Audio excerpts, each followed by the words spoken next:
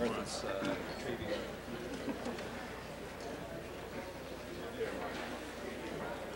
Why don't we skip the podium just in the name of time? You're all comfortable speaking from your seats.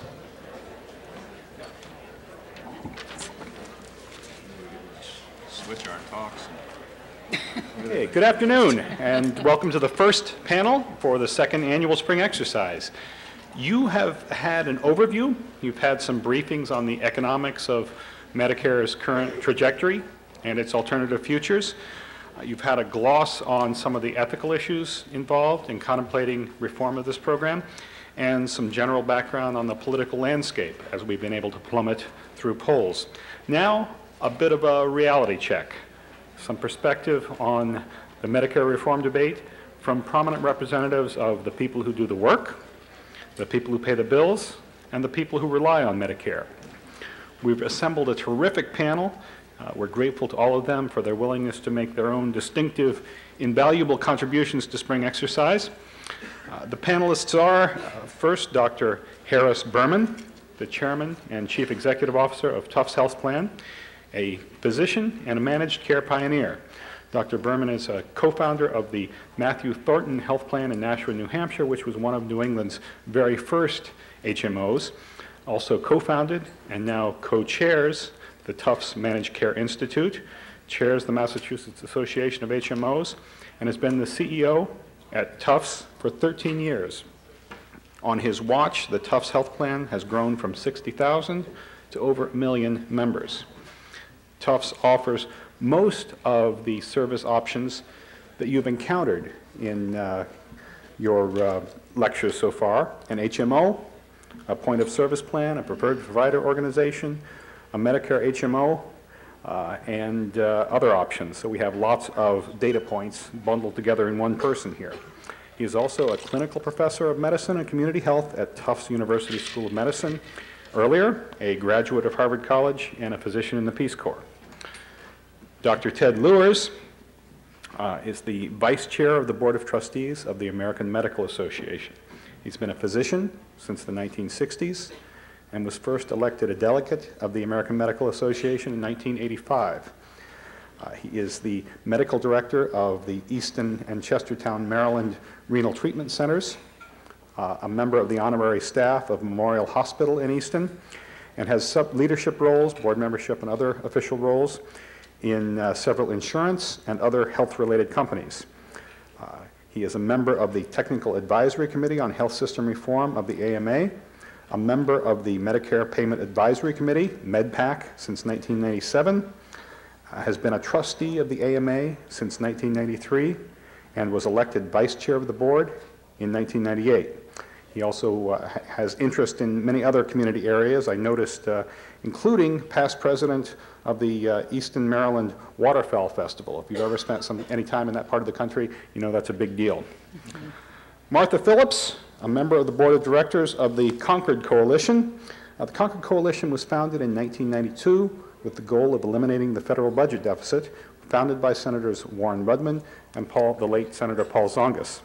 Martha Phillips was the Concord Coalition's founding executive director, and for many years has been its public voice.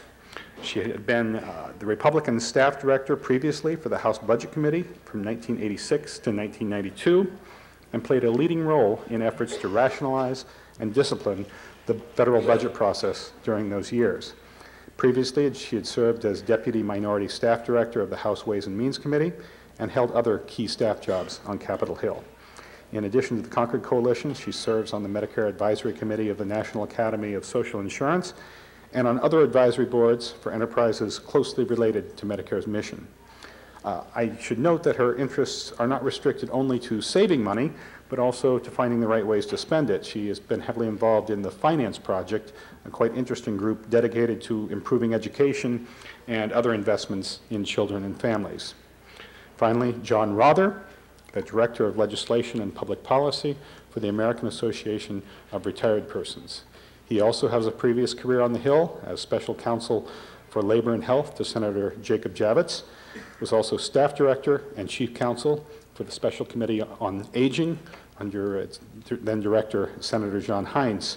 He's the member of several boards and commissions related to Social Security, health issues broadly, and health care for the elderly in particular. He has special expertise in managed care, and his resume features that rarity in Washington, some time out to actually think and build up some intellectual capital. He took a special sabbatical in 1996 to think through the economic challenges set in motion by the baby boom bulge in America's demographic profile. He's now responsible for all federal and state legislative enterprises of perhaps the single most prominent advocacy group in the Medicare debate. And I am Jack Donahue, one of your faculty. My main qualifications for moderating this panel is I have an open mind and an accurate watch. The format here is we will, each member of the panel will take a little bit of time, 5 minutes, 6 minutes, definitely less than 10 minutes, to share their special perspectives on Medicare and its alternate futures. They know that you are swimming in information about Medicare. They know that you are scrambling to resolve your own views on the issue. We've asked them to emphasize their special angle on the topic, and in particular to think about and inform you about what particular facts about the debate are easy to miss because they're complicated, because they're disputed, or because we don't want to hear it, and also to share with us their view on what particular interests or concerns are at special risk of getting short shrift as the Medicare debate escalates. We'll just go in alphabetical order. First, Dr. Berman, please. Thank you, Jack. I'd like to start with a disclaimer. I'm not a policy wonk. I've never worked in Washington. I'm not even the person who knows the most about Medicare at the Tufts Health Plan. I have a whole department that does that. I'm the CEO, and this Medicare is a small piece of what I do, and Medicare policy is an even smaller piece. So what I'm going to talk to you about is how I see it as somebody who's very much involved in the delivery of health care, the organization of health care, how health care evolves, how we help the public and providers through a dramatically changing environment. How does Medicare look to us? And I can tell you that Medicare looks like a horribly outdated program designed in 1965 and stuck in 1965, while the rest of the world has changed dramatically. And I see two major areas that concern me. And these aren't high-level concerns, and I'm not sure they meet all the criteria that Jack put on the hidden agendas that you need to know about, because I probably don't know about those hidden agendas. But what I see as problems are, first of all, the benefits issue. And the major problem is that we have 1965 benefits in 1999. And the obvious huge hole in the benefits is the fact that pharmaceuticals are not covered by Medicare. That was the standard in 1965, and I remember 1965. In 1965, you could walk into a drugstore and buy a prescription for almost anything for $4. So pharmaceuticals weren't a big issue in 1965, but they're a big issue in 1999, and they're going to be an even bigger issue each year as we go forward, as pharmaceuticals get more plentiful, more expensive, and do wonderful things, but are basically unaffordable to lots of people. Medicare needs to fix this problem, and they can't look to the HMOs to fix the problem. They can't look to supplementary insurance to fix it. They've got to fix it for everybody, and this is a basic flaw that only Medicare has. Almost anybody who's covered by commercial insurance has coverage for drugs. Anybody covered by Medicaid has coverage for drugs. Medicare is the one exception to that, and it's a huge flaw in the benefit design of Medicare. Got to fix that one. The other thing is that we're dealing with a flawed reimbursement system. We're dealing with a fee-for-service system, which is the way the world was in 1965. It's not the way the world is in 1999. Almost nobody else is on a fee-for-service basis. And fee-for-service had some wonderful advantages for the people receiving the services. They could go anywhere they want, they could get anything they want, and somebody else paid the bill. There wasn't any kind of quality control, but that didn't seem to bother anybody. And the problem is, the somebody paying the bill is running out of money. That happened a long time ago on the commercial side, and companies have moved people out of fee-for-service into managed care because there's some hope in managed care, at least not only controlling quality, but of controlling costs. That doesn't happen in Medicare. It doesn't happen in Medicare fee-for-service. And instead, Medicare fee-for-service is able to survive because there's a private system out there that they can shift the costs to. I'm always baffled when I hear my more liberal friends, and I consider myself a liberal, talk about how we need to move to a single payer system, and that Medicare is an example that a single payer system can work. Medicare works because it can get away with paying doctors 60 cents on the dollar, which just about covers their office overhead, but doesn't contribute anything to their income. And the doctors can shift the cost to other payers. If there were no other payer, if everybody were on Medicare, not only would Medicare go broke in a matter of a few days, but most of the providers in the country would too. So we're dealing with an old-fashioned benefit package which doesn't work, and we're dealing with a flawed reimbursement system that doesn't work. And these are basic defects that need to be solved, and hopefully you'll come up with recommendations that will solve them. Thank you, Dr. Berman. Dr. Lewis? Thank you. It's a pleasure to be with you. I always like talking to the people who are paying the bill. And believe it or not, in the Medicare program, you're paying the bill.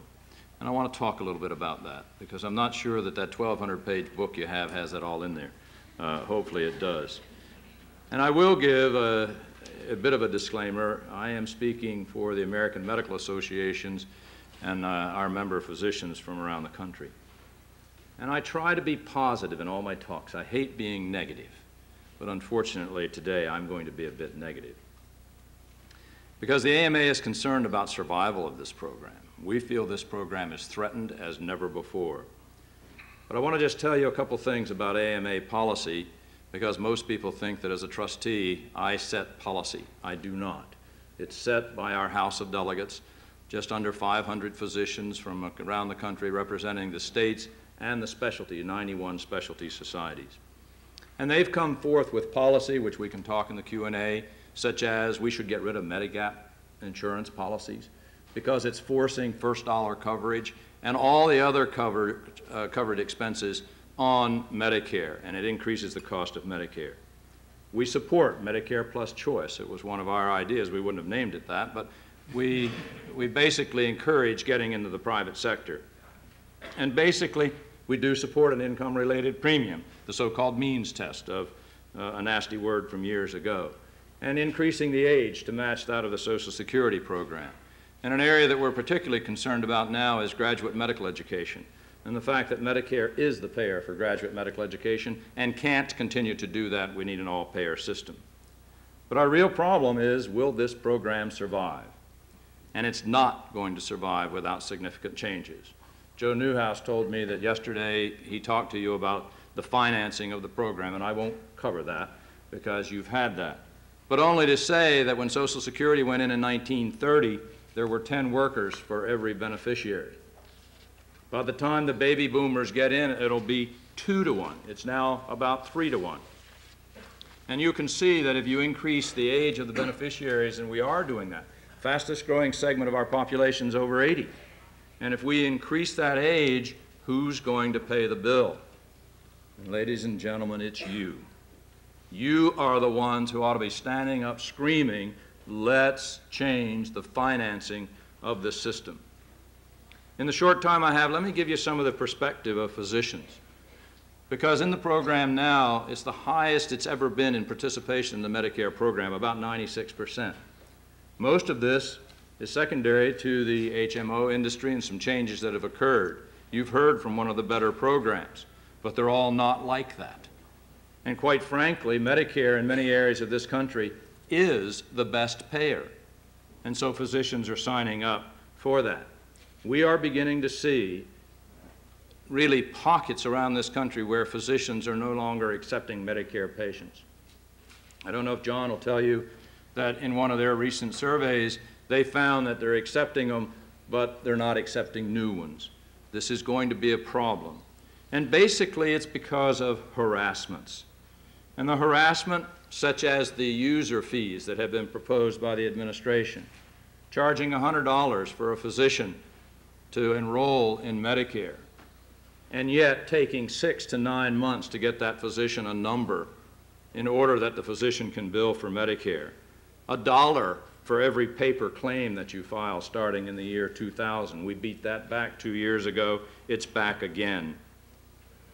And we're very concerned about the Health and Human Services, HCFA, and John's AARP plan and campaign to make the beneficiaries basically bounty hunters for fraud and abuse in the program. Let me state right off the top that the AMA has no tolerance for fraud and abuse. It should not occur. But HHS in itself admits that most health care providers are honest, and that's a quote from Secretary Shalala, and that the bulk of the problem doesn't rest with physicians. Yet they're providing financial rewards for the fraud and abuse reports. And the program is not just directed at physicians, but the brochures state, and I quote, "If you have a question about a procedure or test, ask your doctor to explain the need for it," end quotes. How much time are we going to have to spend that time answering questions for many parts of the industry that should be answering those questions and not delivering care? In the press release, they state that the, quotes, error rate in the Medicare reimbursement program is 7.1%. That comes from 600 beneficiaries, 5,500 claims, in which 915 they found didn't comply. And that's out of a total of 860 million claims in 1998. Fraud, the proportion's not known. They don't know what's an error and what's fraud. And yet we've got a huge program that is attacking that. It's going to destroy the trust of the public in physicians.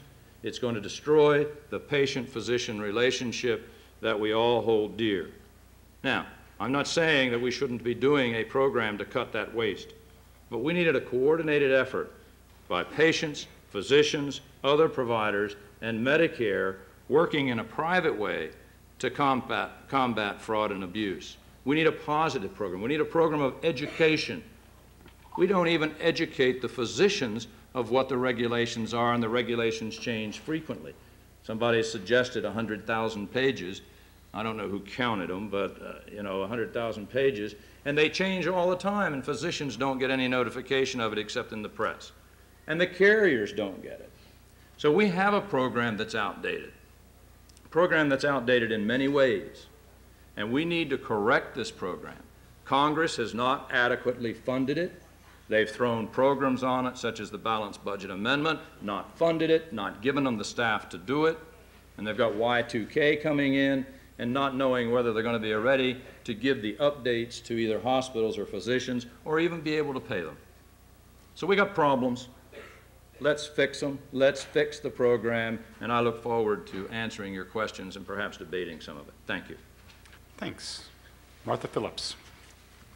When Warren Rudman and Paul Tsongas founded the Concord Coalition, their strategy was to try to change the political wind direction by working at the grassroots and local communities to tell people what was going on and help them give voice. Tsongas used to say, Congress is designed to be like a weather vane, points in any direction the wind is blowing, and if you want to point it in a different direction, you have to change the wind direction. So that's what Concord's been doing for 6 years. The mission is to change the political climate. The message is generational responsibility. Today's grown-ups should not be the first generation in America's history to leave the place worse than when they came on the scene. People can't have it all. It's generationally irresponsible to self-indulgently refuse to pay for desirable but costly services and then send the tab to our kids and our grandkids. Our generational responsibility program involves several steps. Step one, balance the budget and keep it balanced. We can check that one off. We put out a zero deficit plan, called for balancing the budget at 20% of GDP, and lo and behold, that's about what happened. But unfortunately, not because of tough choices, more because defense spending kept coming down and we've had a windfall of revenues. Step two will be much harder, which is to take the generationally responsible steps now to head off the effects of the demographic tidal wave that will undo the balanced budget when the boomers begin retiring. We're going to go, as you've probably been briefed already, from 12% of our population being seniors today to 20%. 3-to-1 worker beneficiary ratio to 2-to-1. That's going to be much harder, getting people to make those tough choices right now. The aging of America impacts the budget principally through Social Security and Medicare, the two largest programs, arguably the two most popular programs, and also to some extent through Medicaid. Projections are that annual shortfalls for Social Security, Medicare, and that portion of Medicaid that goes to seniors, by the time the boomer generation is fully retired, will, in today's dollars, be $1 trillion annually, if you just cranked the programs out and didn't change anything. Clearly, it's unsustainable, and it's generationally unfair to expect the smaller and young generations that come behind the boomers to foot the bills. The ratios just will not support it. You would have to go, Medicare today is costing 5.4% of payroll. By 2040, when all the boomers are retired, we're looking at 13.6% of payroll. When added to the Social Security as a percent of payroll, you're talking about, you know, upwards of 30% of payroll. It's not going to happen. Something has to be done, and it's time to do it now. Medicare is a much harder problem to solve than Social Security, but its costs are growing faster. 2.3% of GDP now, 3.2 by 2010, 6.8% of GDP by 2070, and these projections assume that Medicare spending per enrollee gradually slows after 2008, so it grows no faster than wages. Now, you know Stein's law. Herb Stein, the economist in Washington, says, well, you know, if you have a trend that cannot be sustained, sooner or later it'll stop. And the HCFA actuaries have assumed that sooner or later the per capita growth is going to slow to no faster than wage growth, but they're very uncomfortable. Nobody knows what's going to cause that slowdown to occur. Well, how does generational equity get expressed in policy? Why is it that House and Senate committees keep asking us to come up and testify and lay our guilt trip on them? Taking Medicare, here are some questions. Why should some people get a free health insurance policy from the government, admittedly a lousy policy, simply because they crossed an age threshold, while people whose taxes pay those benefits can't afford health insurance for their own kids, in many cases? Especially, why should over 65-year-olds get this policy if they are financially affluent? Why should working age people in the age 20 to 64 group, which is a fixed window, have to finance an ever longer duration of benefits because people are living longer and longer? Why does the social contract seem to say kids should pay for their parents' and grandparents' health insurance, instead of saying each generation, to the maximum extent possible, should try to pre-fund and finance its own way, and kids should be asked to help out if necessary, but each generation has the responsibility to do as much of the heavy lifting for themselves as they can? Why would we refuse to make tough choices now when the alternative is inevitably painful and more abrupt choices later on? It only gets worse the longer we wait. And when the irresponsibility comes at the price of foregoing the virtuous cycle that we finally have gotten into, where smaller deficits are improving the situation, and returning to the vicious cycle that would slow economic growth and eventually stagnate the per capita GDP and the standard of living. When everyone else is being called on to make tough choices, why should people older than 64 be exempt from participating in helping to solve the problem? In terms of policies that has led us to advocate, I follow Ted Lewis pretty closely. We have come out in favor of an explicit means test. We think if your retirement income is $50,000 or higher, indexed, of course, that you should have a gradual reduction in the amount of entitlement benefits the government bestows on you. For Medicare, this doesn't mean you get a bigger bill every time you get sick. It means that we would charge a higher insurance premium for the Medicare policy, which today is worth $5,900 per beneficiary on an averaged out basis. And 2009 will be worth about $10,000. I mean, how long do you think couples working, struggling, sending their kids to daycare, not being able to afford health insurance, are supposed to fork over to buy these policies. Why can't Bill Gates and Madonna, when they are in their 70s, help pay some of the cost of their $20,000 or $30,000 a year insurance policies? CBO scored this option in 1993 and found that, of course, it doesn't come close to solving the problem, but it picked up $15 or $16 billion a year on average. You know, a reasonable piece of change. We think the eligibility age should be raised along with Social Security. It makes sense with increasing longevity and a slowdown of the workforce growth. You know, the workforce is going to virtually stop growing, and anything we can do to signal people to stay at work a little longer by the time the workforce stops growing after about 2010 is going to be very, very welcome. Pre-funding, we have advocated that for Social Security. It definitely makes sense. We're not sure that any of the pre-funding things that people have come up with so far for Medicare have been sufficiently figured out or that they would work. You have risk of your investment while you're investing, but you can manage that risk. You have, I think, a fairly unstable insurance setup out there, and looking ahead, I think you would have a lot of risk on the insurance side once you have retired. So we're intrigued with pre-funding for Medicare, but have not advocated that. Prescription coverage, it's clearly an issue, but where are you going to get the money? I mean, Concord's bottom line for everything is how much does it cost? Supported premium, that's not really a generational issue per se, but it's certainly a promising interim solution, and it could be managed in a means-tested manner. No amount of conventional tweaking or structural change is likely to work in terms of solving the generational problem of Medicare. Eventually, if we want the services, Concord says, we must be willing to pay the bill. If we aren't willing to pay those bills, then we've got to look at cutting back on services. And if you go to any public opinion polls, as I understand you all have heard, I mean, you ask people, what do they want? Well, they want prescriptions, they want long-term care, they want eyeglasses and hearing aids. And, you know, no, they don't want you to have to pay for it. The government should pay for it. And so this is sort of what you're up against in selling the hard choices. But Concord has found an awful lot of members around the country, a couple of 100,000 people who regularly turn out at our meetings, who believe in this, many of whom are elderly themselves and say they don't want to be part of the problem, they want to be part of the solution. And a lot of politicians increasingly on the Hill are listening to these kinds of messages. Thank you. Mr. Rother. Yeah. Good afternoon.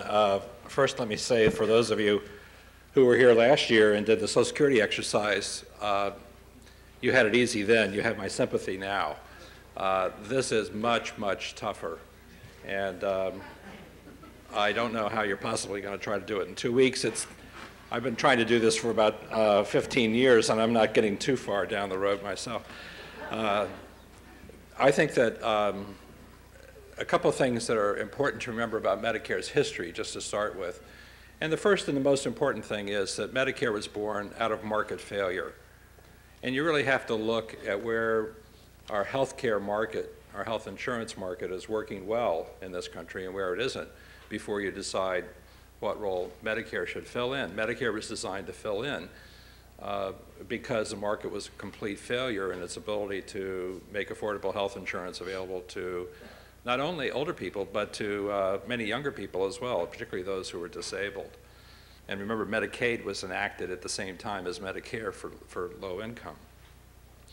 So access to health care was a key principle, one that we're slipping back on in this country, but nonetheless, it has worked for those covered by the Medicare program. It's done a terrific job of making mainstream middle-class health care available to people who need health services the most. Low income, particularly mothers with kids, the disabled facing functional limitations, and the very old who are more likely to have multiple chronic problems. It's also done a fair job of its other major goal when it was enacted, which is protecting people financially when they got older. I mean, Social Security on the income side was clearly insufficient to help people build a more secure retirement without something that would also limit the risk of health care costs. Medicare's protection is crucial But today, Medicare only covers, on average, about half of the total health care bill that people over 65 face. And the projections are not very optimistic in terms of what the cost burden will be. Even with no change in policy, today, on average, out-of-pocket costs equal about 18% of income. In 20 years, they're projected to equal 28% of income. And remember, the income is going to be going up as well. So even under current policy, the economic protection offered by the program is eroding, and it's going to be a very serious issue, particularly for those who are in the bottom half of the income distribution. In terms of the program's ability to keep costs efficient, it's actually done a fairly decent job compared to any other healthcare program in this country. If you look at the Federal Employee Health Plan or other mainstream health arrangements like Blue Cross, the year-to-year per capita increases under Medicare over time are roughly about the same as the rest of the healthcare industry. So what we have, in my view, is a system-wide challenge, not just a problem that we can fix in Medicare, but a system-wide challenge in terms of the cost of health care and making it more efficient.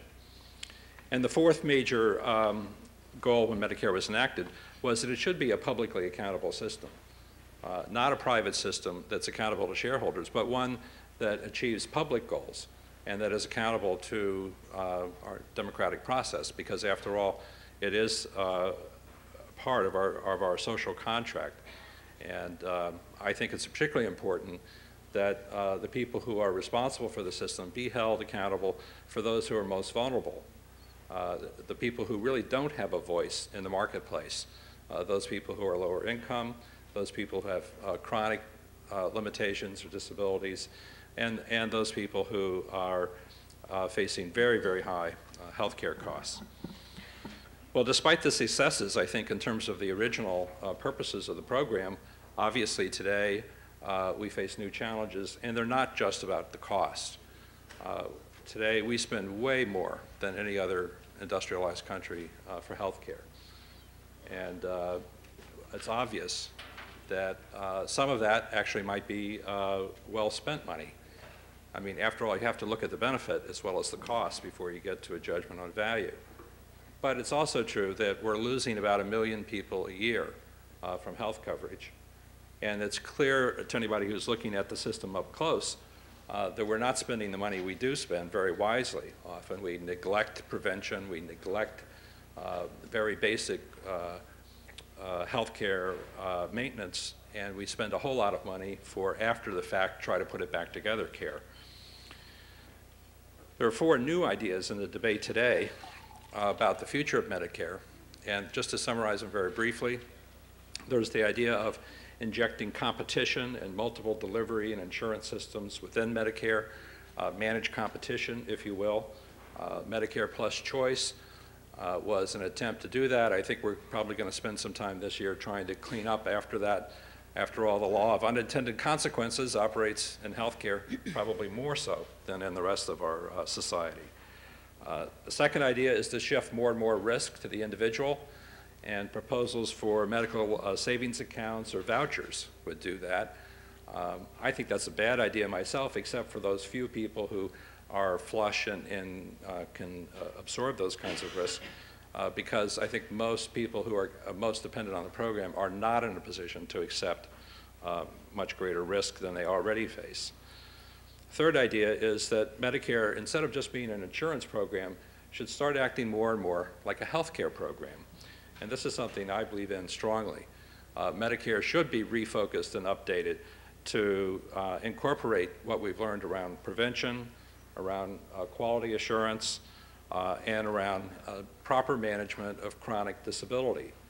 If we think about the future challenge that Medicare has to face, it's not primarily about 15-minute doctor visits and acute health episodes. It's about the management of chronic disability. And finally, I think it's, to state the obvious, technology is the central fact of this, not demography, it's technology. And technology is simultaneously the central promise and the central problem facing our healthcare system and Medicare. It's a central promise because we can have more repeats of what happened in polio and have vaccines that make the iron lung obsolete. We, I think, are within range in the next 10 years of having interventions that can delay Alzheimer's for 10 years, which would empty out about half the nursing home beds in this country. So tremendous promise from technology, but at the same time, it's technology that's driving the cost of healthcare. And I think one of the reasons we're spending so much more in this country than other countries do is that we're a technology-happy country. So where do we go from here? I would say that you know, the basic social commitment to help people who cannot otherwise afford health insurance is rock solid with the American public. That's not going to go away, and we ought to try to figure out how to make it, how to spend the money better and how to raise it more fairly. I agree that Medicare has become badly out of date, way too rigid, and it's time to think of Medicare much more as a health program, not just as an insurance program. But it's also true that we live in a very dynamic environment in healthcare. Those of us who tried to predict it a few years ago have been proven wrong many times over. We live in a very dynamic, unstable health environment, and I don't think it's possible anymore to think that there's a once and forever fix. And every time we do try to enact the once and forever fix, we discover pretty quickly that, again, the law of unintended consequences kicks in. So I think that Medicare has to be an evolving program, one that we go back to again and again every 2 years and continue to keep it adaptable. And the problem today is that there are too many constraints on it, from the budget to political constraints, that it's not been able to adapt. And just in conclusion, where I would go in the short term is I would free Medicare to operate more independently of the Congress, which is the key fact here, so that it can do things to save money and get better value, like competitively bid, case manage complex cases, use centers of excellence where we know that good quality is often available at lower cost. I would definitely put a prescription drug benefit in, because you can't manage disease in the 21st century without a prescription drug. There's some technical things we need to do to fix up the way we pay for capitated health plans.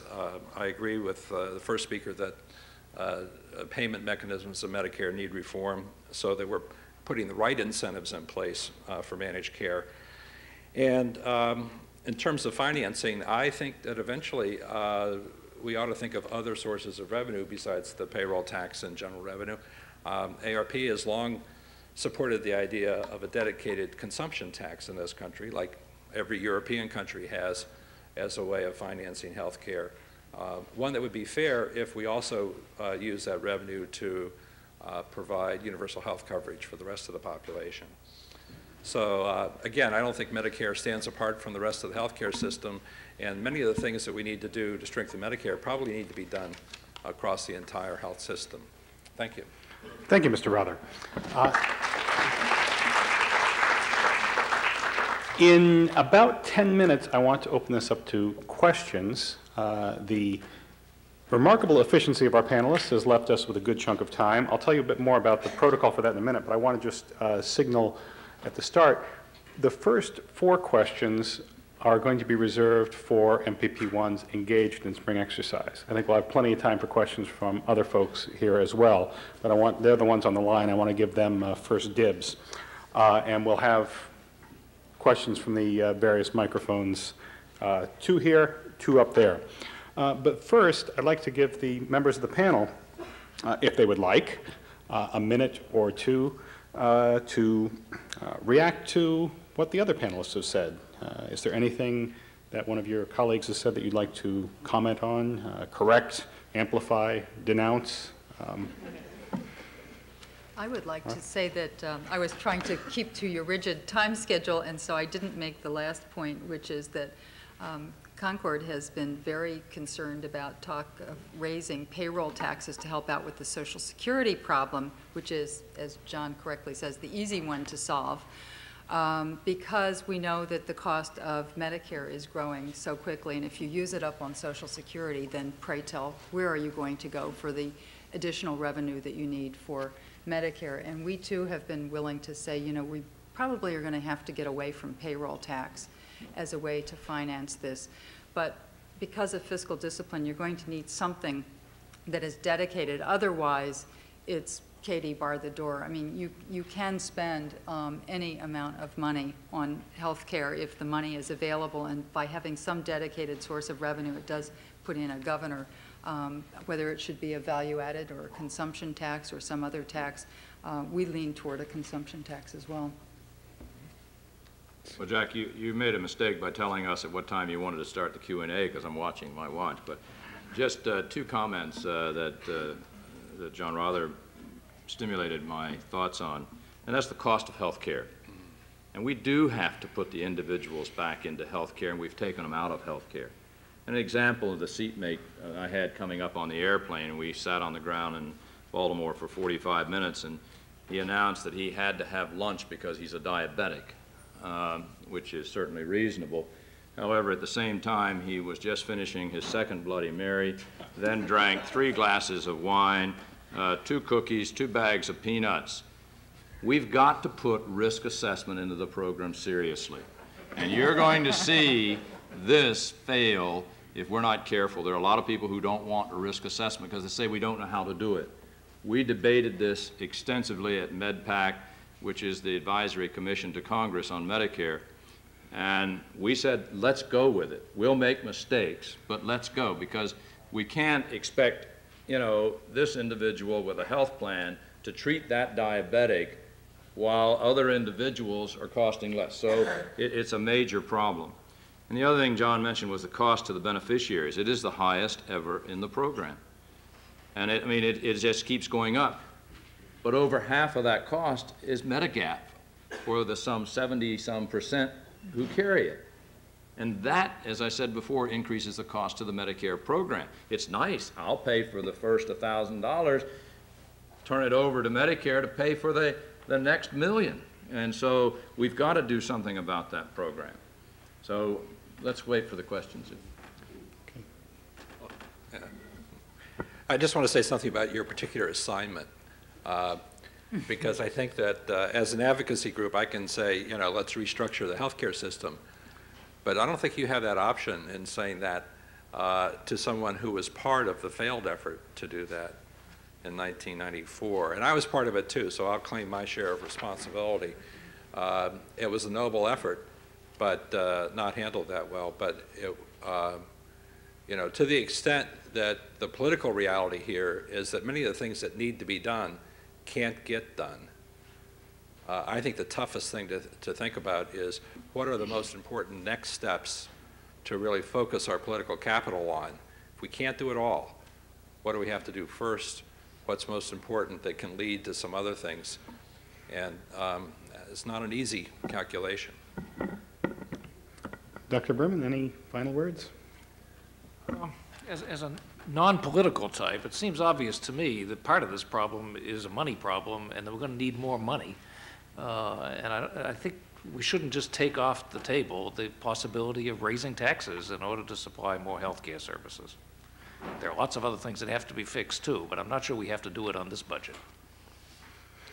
Okay, we now have time for questions. We've got about half an hour. I should note we need to finish up at 5:30. Around Harvard, we're usually accustomed to sort of soft deadlines, and if we're having a good time, we can stretch out a little bit. We have to clear here, though, because they have to get ready for President Ford to speak. And I've been informed this is a hard deadline. Specifically, the Secret Service is coming in with police dogs.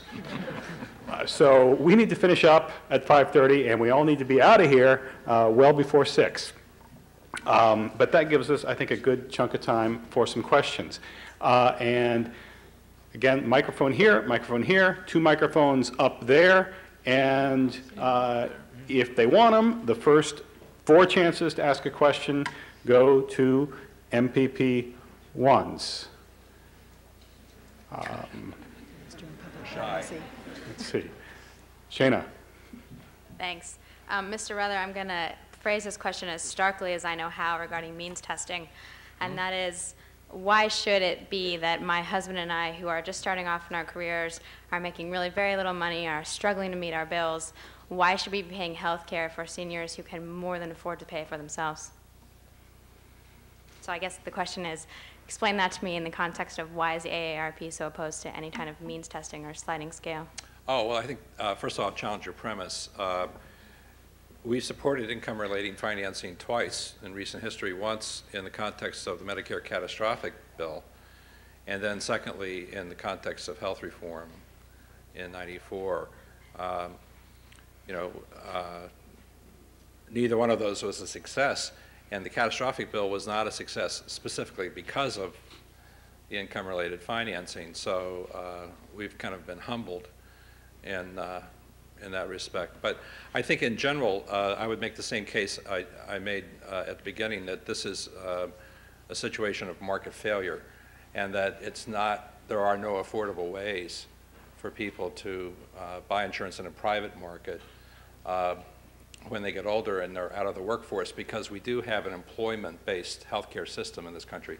If we were ever to move to an individually based healthcare system and we had rules around spreading the risk in an individual market, then maybe things could be different. But without an employment base, I think you absolutely have to have some way of, in effect, prepaying while you're working so that you can have affordable health care when you're retired. John, didn't the AARP oppose means testing in the '97 amendments, though, when it passed in the Senate? No, we supported the bill. Did you support the? Yeah, we supported the bill all the way. How did you support the amendment as well, when it was offered? This is 10 years ago. No, the 97, 2 years ago. Oh, no, not After not inflation, 87. 10 years. Sorry, I thought you meant 87. That was a different Era. What was the difference for why you didn't support it in '97 when you had supported it in '94 and in catastrophic? Because we felt we could sell it to our constituents as part of a total package when there was a drug benefit included. But I think before you go to the next one, just John said something there that I wanted to make and didn't on time. He said that when the individuals, as they're working, pay in so it's there when they, get into the Medicare age. Don't think that happens. Your money doesn't go in the bank.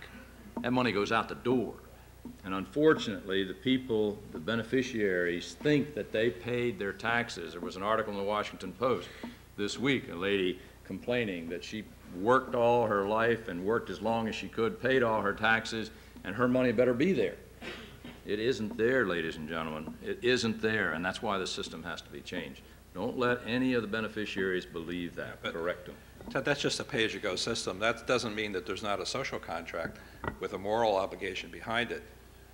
I mean, there's different ways to do it. Most of the rest of the world runs this on a pay-as-you-go basis also. But there's serious thought about whether or not it's not time to revise the social contract.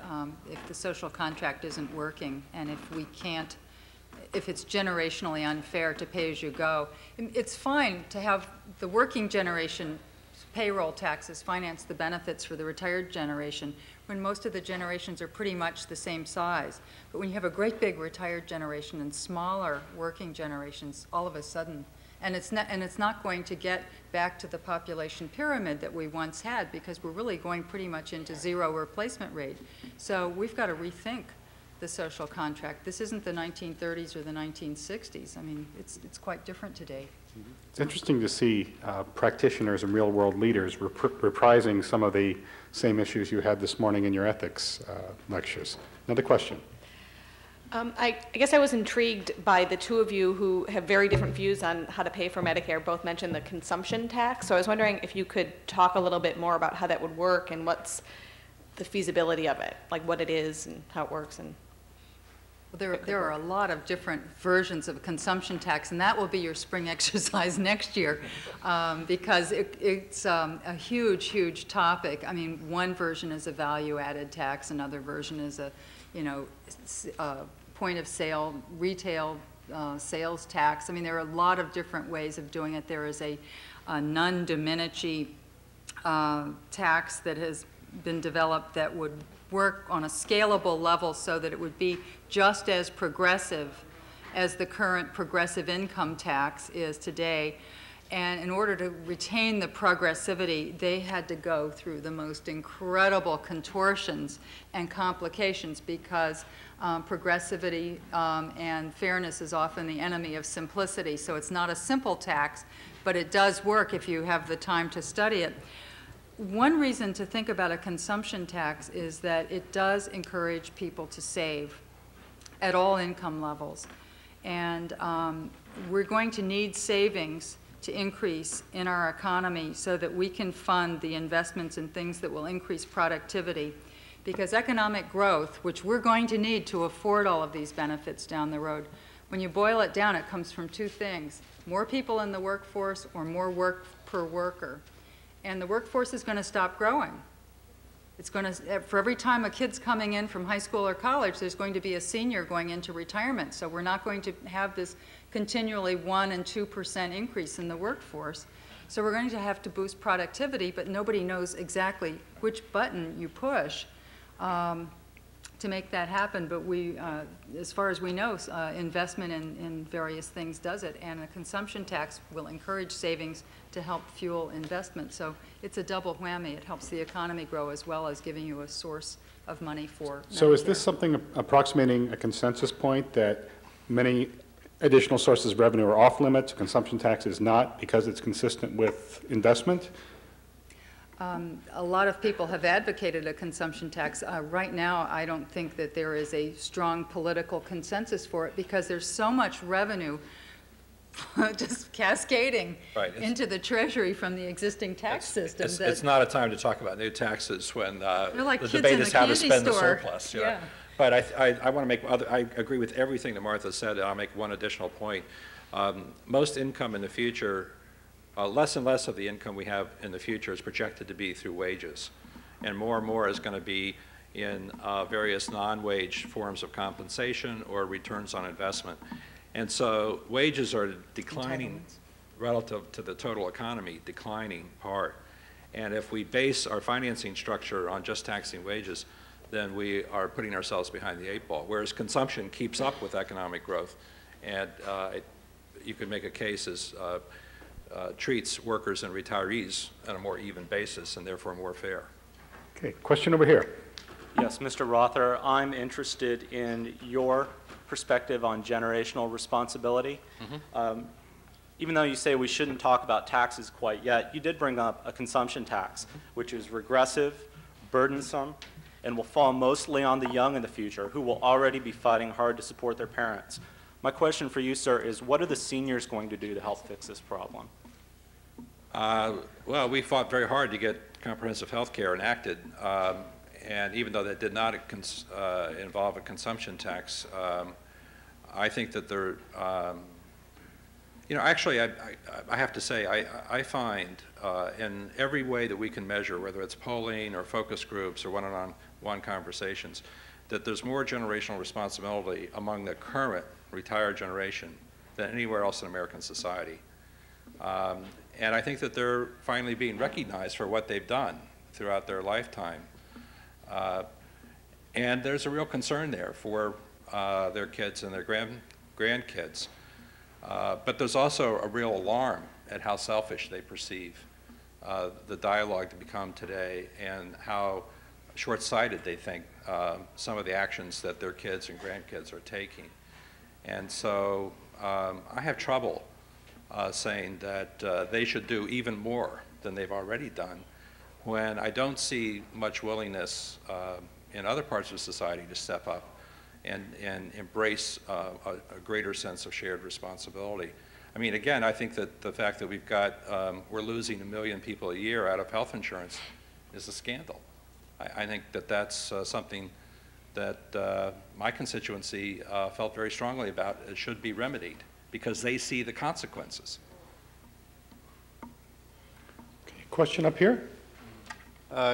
Yes, with respect to generational equity, broadly speaking, do you think it would be, or how do you feel about a system that would maintain the current system for current retirees, but then implement a different system, say, for anyone born after 1945 or Any particular panelist you're directing that towards? I suppose I'm directing it to Ms. Phillips, but I welcome all comments. Want to start, Martha? All of these reforms, whether it's Social Security or Medicare, you do get into this just incredibly difficult transition issue. Because if you have a situation that's pay-as-you-go now, where the people who are at work today are paying the benefits for the people who are retired today, which is what we've got, and you say, no, no, no, no, we're going to have a new system for everybody born after 45. You're going to pay for your own benefits. And they say, but wait a minute, I've got to pay for mom and dad and grandma and grandpa too. And so how do you handle that transition? And perhaps there are ways. Also, there's an issue of choice. Some proponents of change have said, well, politically, maybe the way to make it go is to let people choose whether to stay in the old system or the new system, because the new system will be so great, sooner or later everybody will choose it. And that's a gamble that they made with Medicare plus choice, and we'll see. But if you're talking about a pre-funded program, a lot of people have done some very serious work. The National Academy on Social Insurance just has a briefing paper that's just out. I doubt that it made it into your books yet, talking about what some of the schemes Something are. didn't. Something didn't? Even more pages. Well, you can send off for it. It's probably on the internet. How to handle that transition, because you're going to, if you are peeling out pre-funded money, the thought is that you don't have to put in the full 2.9% of payroll. If you start from the first year you take your first job, that you can put in smaller amounts, and if you invest it at 7% real growth per year, you'll have enough to buy a pretty good health insurance plan when you hit retirement. But then if you're peeling that out, how much does that leave for people who are already on the program? And so there are as many schemes for handling that transition as there are plans out there. Everybody understands that that's a key problem to any kind of a complete structural change like this. So I don't have a preferred solution, but there are a lot of solutions out there. I'm not sure I'm confident that any of them has it quite right yet. I think the debate over Social Security has shown that those who use the words generational accounting or generational fairness or whatever, what they're really saying is that people who are your age and all current workers would get slammed twice and would be the big losers in any kind of plan like that because of what Martha just described. And I doubt for that reason that that's a very promising idea. I do think, however, that greater choice in the program and letting people, make an election that they feel comfortable with, make their own set of trade-offs, may be one way to go. But then, of course, the more choices you have, the more difficult it is to guard against risk selection. And risk selection is one of the basic problems in any insurance market, and it's now becoming a basic problem in Medicare. And it's inherent in the problem of choice. And the more choices you have, the more potential for risk selection. And risk selection is one of the biggest threats that the program faces. One point also is that if you're talking Social Security, you can set aside some of the payroll tax and have your own personal savings account, and then you can leave the traditional program in place at a reduced level. And then when you turn 68 or 70 or whatever the age is going to be for Social Security, you have income coming into you from both of those streams, a little something from the traditional plan and then whatever is built up in your individual account. You add them together and that's your money that you have to spend every month. But with Medicare, you can't have, well, a little health insurance program over here and then the traditional program over here, and you add them all together and you pretty much have health coverage. And so it's just because you're buying a service rather than just having spendable income that makes it harder to deal with this transition. Okay, in our own version of intergenerational equity, we will now stop discriminating in favor of MPP1s and open it up. Just this gentleman here and then up there. I'm with the State Division of Medical Assistance, state agency which Mr. Rother has reduced uninsurance in this state by 1/3 in the last 2 years. The task today was to point out important facts in this debate. Let me point one out and ask the panel to comment on it. Most of the solutions that have been posed depend on having beneficiaries make choices with the expectation that those choices will be cost effective. But 30% of Medicare's expenditures are on people who are duly eligible. That is, they are also in the Medicaid program. As such, they bear no financial responsibility. Medicaid picks up all the costs that Medicare does not. So my question is, what proposals do you like that deal with that portion, 30% of Medicare's costs? Any particular panelist? Or? I'll jump. I mean, I think that the most promising proposal there is capitated all-inclusive plans, and the PACE program, the program of all-inclusive care for the elderly, has, in my mind, been the most successful approach to care for the dually eligible. It may not save a lot of money, but it actually provides a whole lot better care. So I think the value equation is worth it. But you're probably right in that a good portion of the older population, for whatever reason, is really not going to be able to respond in a classic market fashion to a range of choices. And therefore, we've got to design something that works not only for the person who's well-informed and can make objective choices, but also design it for a very low-income 80-year-old woman who lives alone and who has marginal literacy skills and who's suffering from serious disabilities. So Ms. Phillips, that's the real challenge. Either of our two physicians or Ms. Phillips have a solution? No? It's perhaps not a, where do you go? Oh, there, total solution, but many of those individuals are in families that have someone employed, that if they had health insurance, in other words, for the uninsured, if we worked out a program for that, and if we changed, as John had mentioned, changing from the employer base to an individually owned and a defined contribution system with a changing of the tax system so that we make it a, essentially a benefit from the employer. The individual has to pay tax and you get tax credits. You're going to be able to, if there's a problem with it right now, but you're going to be able to ultimately and theoretically insure more of those uninsured. And so that's a very important point. It's a major push for the AMA. Problem is, the products aren't available.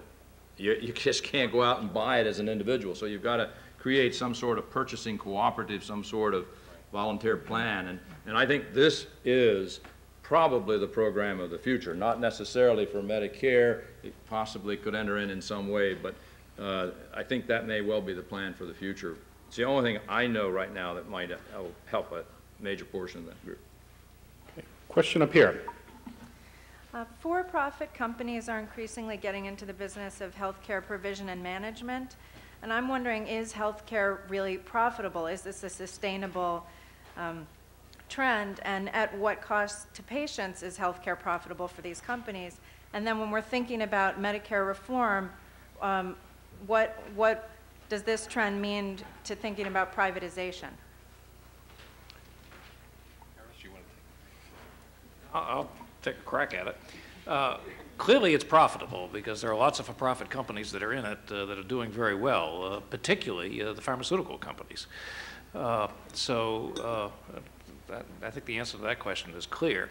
The question at what cost to patients, I think, is a very real one, and it's one I worry a lot about. I'm not sure that we want people who are making decisions about benefits or people that are making decisions about the care that patients get to be heavily influenced by what shareholders are expecting. And I think that's the most dangerous part of profit in medicine. We've always had profit in medicine. Every doctor is his own little profit center, and that's acceptable. That used to be. Right.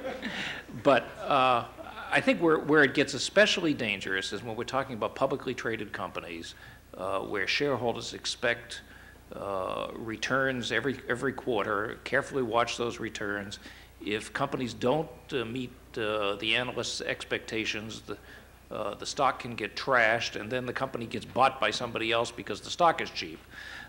So managers are put in a position that they have to produce those profits quarter after quarter, or else they lose their companies and they lose their jobs in the process.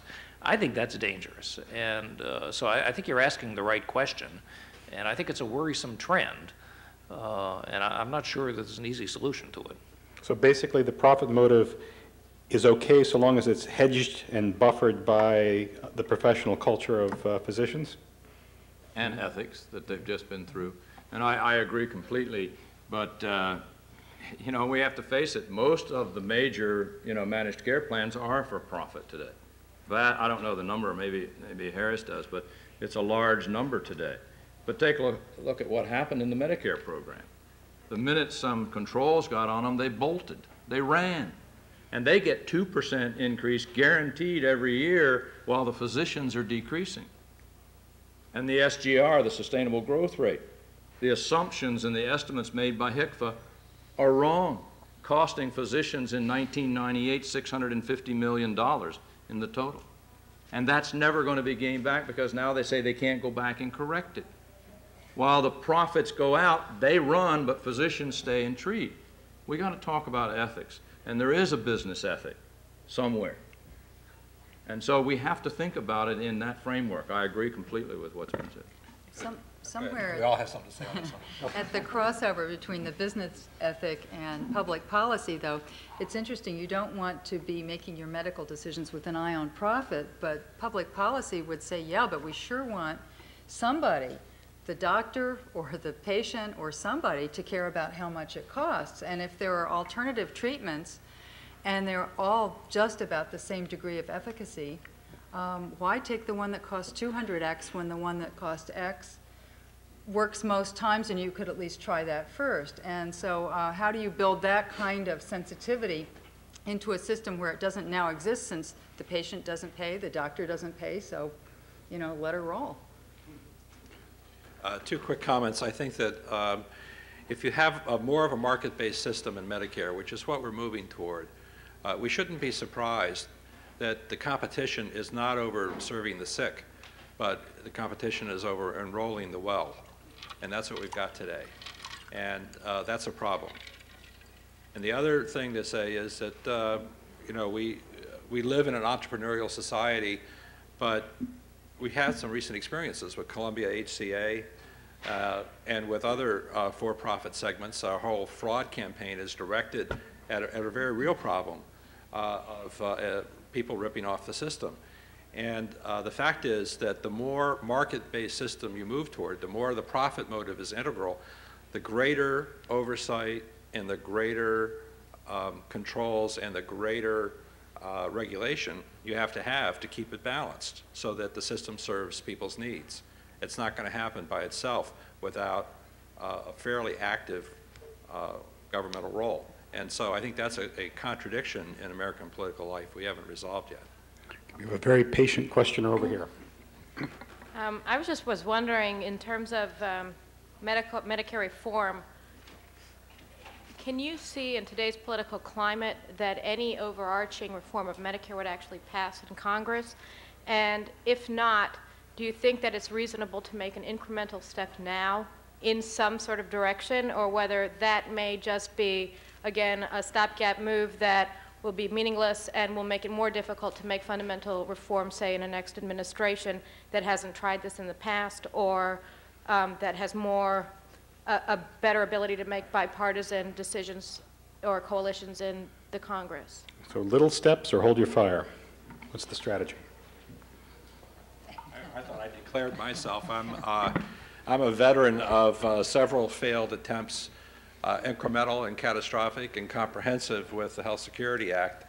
I think that the present situation is unsustainable. It's a program that's badly in need of updating, and we've got to get on with it. But whether we can do it all at once, I sincerely doubt politically. Too many interests at stake. Some of them, you know, here at the table, all of us. But frankly, If you read the book The System, John David Rother, I think that was a pretty accurate picture, ugly one, but accurate, of why health reform didn't work comprehensively. I certainly don't see comprehensive health reform or comprehensive Medicare reform happening next year or the year after, if for no other reason than that the 1997 changes are still not digested. They went down rather badly, and it's going to take a couple of years to sort that out and learn to live with those changes and see what the pros and, well, not pros and cons, but what worked and what parts clearly didn't work, and we've got to go back and do that. So much as, you know, you like and Concord can sometimes say, here's our plan, but we even know that legislation really is incremental. And on something like this, where you've got such powerful groups, I mean, you've got the providers, you've got the senior community, you've got our generational responsibility crowd, you've got the hard nut of how much does it cost and who's going to pay it to deal with. I don't see ever a single, aha, eureka, here's the plan, and everybody says, gee, why didn't we think of that? You know, I don't think that's out there. The question, though, I think was, given that if you're pessimistic about one big reform, what's the best strategy in the short run? And you would say... I laid it out. I think you got a free Medicare to act more like a health plan. Mm-hmm. You have to address the benefit package, and you've got to address the way that competition is working or not working within the current program. There's a lot of problems with Medicare Plus Choice. There's a lot of problems with how health plans are paid. We're setting up some wrong incentives, and that's an ambitious agenda by itself. And then if you add financing in, that's a really ambitious agenda. Okay. Which wouldn't receive congressional approval. I didn't hear you. Would that receive congressional approval? I don't think so. What you just said, your limited aims. Well, the tempting answer to say is ask me after the 2000 elections, because I do think that health care will be one of the central issues in the year 2000 elections. And if there's any sense at all of a mandate coming out of that, then some things might be possible. I think there may be some possibilities. Part of the problem that I have in legislation is it always takes 10 to 15 years to get anything done. And serious reform is still in its infancy in that discussion. It's very interesting, the bipartisan commission's meeting as we are meeting here. And what will they do? Bro says he's going to take this through the Senate Finance Committee. I think he's going to be here next week. You will have an interesting point with him. I think you heard Martha and I talk about our policy and some of the changes we'd like to see moved incrementally. We have a program, the AMA Week has a program for the Patient Protection Act, which was thrown into the political gamut last year. Some of that, quite frankly, while it seems to be anti-managed care, is going to save the managed care, particularly the HMO industry. And if that industry fails, which if we don't do something for it is going to fail, we will have a single-payer system in this country soon because we'll be forced into it. Dr. Berman? I agree that only an incremental approach will work, as tempting as a major overhaul would be. And I've been impressed with how the law of unintended consequences happens with any of these changes. And the bigger the change, the more potential problems. So I think we need to fix it a little bit at a time and make sure the fixing is working and not creating new problems. One thing that certainly does have some motive force of its own is this interest in prescription drug coverage, and for all the reasons that were stated. I mean, it clearly is something that I think everybody would like to do, and the cost is the problem. An interesting incremental package would be to link a modest prescription drug coverage that maybe only covered things that people needed for chronic care, as opposed to just your bronchitis that you got and it's going to go away in 2 weeks. But the ongoing expensive drugs that really grind people down into poverty, with raising the age of eligibility and means testing the benefits, that would just about pay for the prescription drug, and it would start you down some interesting roads that we're going to have to go down anyway. Thank you very much. Just one last comment. I mean, both sides have been hurt badly by health care. I mean, the Democrats lost to Congress, and Clinton, practically lost his self-confidence over 1994 failure of health security. And then, you know, Gingrich is no longer Speaker because I think ultimately of Medicare and what happened in 95 and then in the elections last time. So both sides have been badly burned by health care. And I think you've got to keep that in mind when you think about what's the possibility going forward. Everyone's scared right now.